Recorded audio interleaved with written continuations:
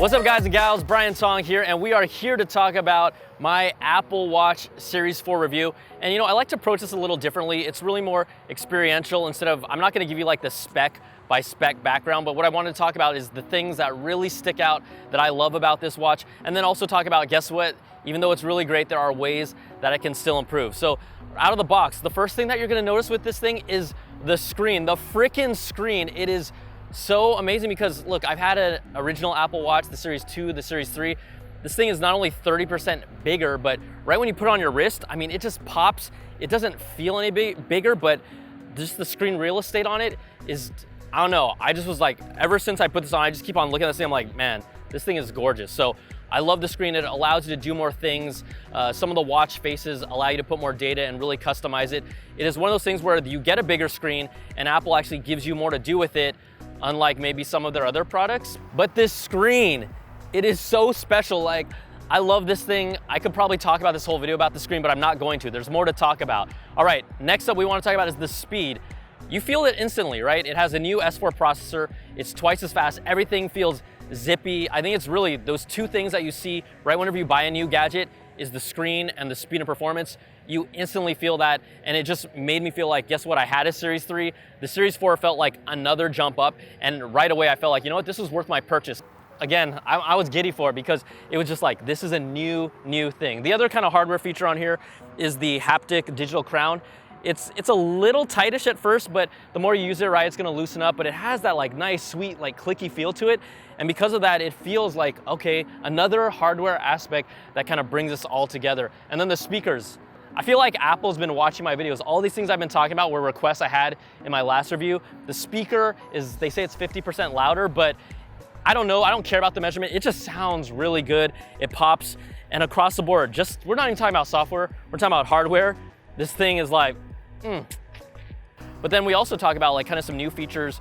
Look, I can lift this Apple Watch up to my mouth. I don't have to say those two magic words anymore. And it does the prompt because of this motion. The thing that I want to say is it can be this kind of new Siri lift to speak is a little hit or miss.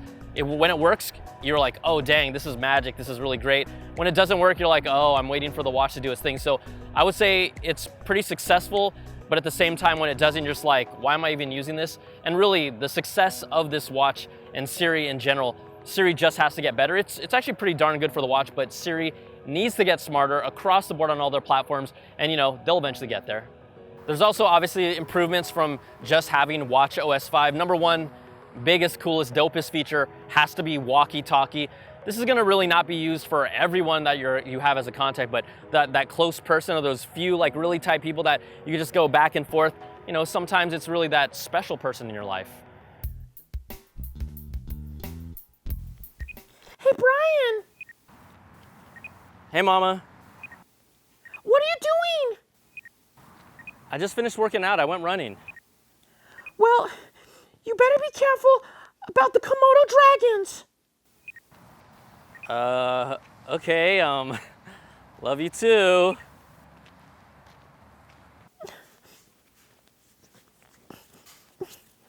And another addition is the podcast app. I was really excited about this because I like to use third-party podcast apps on my Apple Watch while I'm working out before Apple put on their own.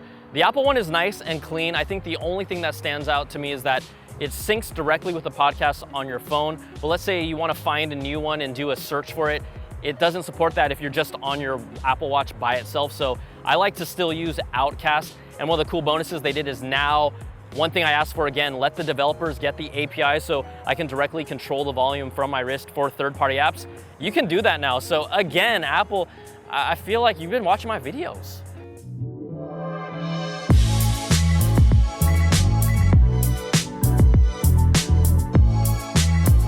Whew. All right, so this is like another reason why I love the Apple Watch. This may not be for everyone, right? But if you work out, if you like to go out to runs, you can stay connected without being totally connected. If you have Apple Music, you can listen to music, you can listen to podcasts, and then they even added a lot of new health tracking fitness features. I can run, I can get my average pace, I can get my average cadence, and so this really kind of completes more of what it has to offer. So, when you're ready to go, you put these bad boys on and you go.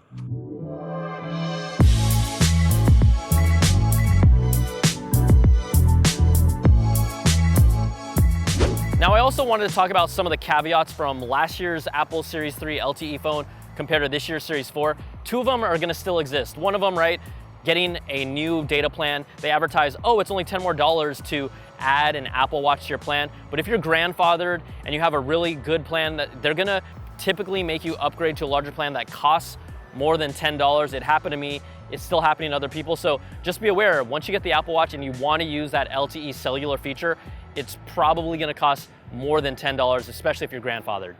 So there's another caveat from last year's Apple Watch Series 3 that carries over to the Series 4. If you're just using the Apple Watch and your iPhone is turned off or has no signal, it can only send iMessage, no SMS message at all. And why is that? Well, it really uses the iPhone kind of as a vehicle to the network. So first off, right, Apple Watch on, iPhone on and connected, you can send SMS and you can send iMessage. If you just have the Apple Watch on and the iPhone is turned off completely, it has no signal, you can only send iMessage. So this is just something to think and consider. It's one of those things that people don't really talk about. It's there and it's just a limitation of how the watch and the phone connect to the network. So, you know, I hope all that made sense because it's kind of a bugaboo. Even with those caveats that were from last year, this is still by far, hands down, the best smartwatch you can get. Obviously you have to be in the Apple ecosystem, but it is so good from the hardware to the software. I always think it's cheese to say this is the best smartwatch they've ever made. It is, but it's also the best smartwatch on the market, hands down. So, you know, I'm gonna give them all the praise because it is bomb, but let's talk about like some of the things that they can improve because there's always ways to even make this better. I know it's like, to me, it's like high up there. They could even, you know, take it up that next level. So first up, always on display. I think this is kind of one of those standard things that we've always wanted. I don't want to wait for that split second to see the display. I know it's like a first world problem, but give us an always on display. That's going to be one of those kind of just luxuries that you don't really notice until you actually have it. The other thing that we have that I really want, better battery life. And why is this important? Okay, Apple says 18 hours, and this thing does so much, like it is really impressive, 18 hours. But let's look at like what else is on the market. We've got Fitbits that last 3 or 4 days comfortably. I think really as things get better, I mean, the processor, the size, let's optimize this and hopefully really try and push towards the point where we get to 2 days of battery life. I think that's satisfactory knowing everything this can do, but still the fact that I have to charge it pretty much every night after I use it, we need to get a little better there, Apple. And I know that Apple really amped up the health features. You know, we have the ECG coming out at the end of this year. They're working on it to bring it to Canada as well. It's really impressive, but I'm still asking for better sleep tracking. You think of things like the Fitbit does a really great job of that, even things like the Microsoft Band 2. Let's get sleep tracking to that level, and it kind of works hand in hand with battery life. If you have to plug in your Apple Watch every night, you're not gonna wear it to sleep. I'm not one of those people that even wears an Apple Watch to sleep because I don't know about you, that's a little too personal to you get a little too close for me there, but there's a lot of people that do. So get the sleep tracking better, get the battery life better, and I think that you'll see a lot more people use it, and it just takes the Apple Watch up to like that next level. There's also two kind of smaller things. I kind of addressed this earlier. As long as Siri gets better, the Apple Watch will fundamentally get better along with it. We know it's coming, so get Siri on point because this again will take the Apple Watch to another level itself. And then a small thing, maybe this is just personal, I want those big name apps to come back to the Apple Watch so I can use this more exclusively by itself without the iPhone. So I'm talking about Twitter, eBay, Google Maps, developers like that who left when Apple kind of changed their watchOS requirements. Come back to the Apple Watch. Apple, do whatever it takes to get them because I think that's really gonna help the overall experience. And this is the #1 selling smartwatch. This is the best smartwatch. Just the app developers, I know it costs a lot of resources, but y'all can put this together.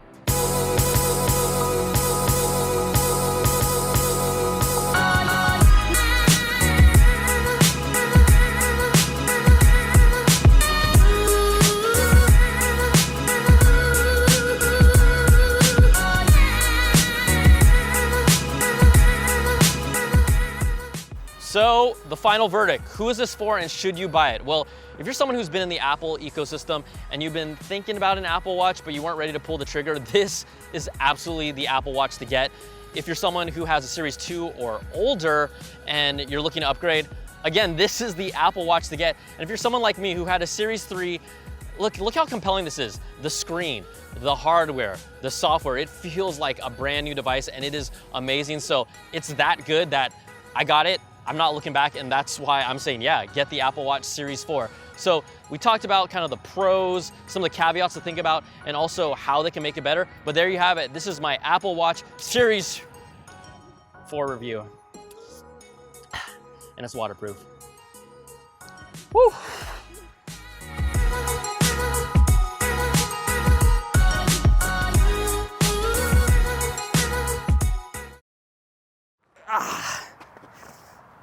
Ah.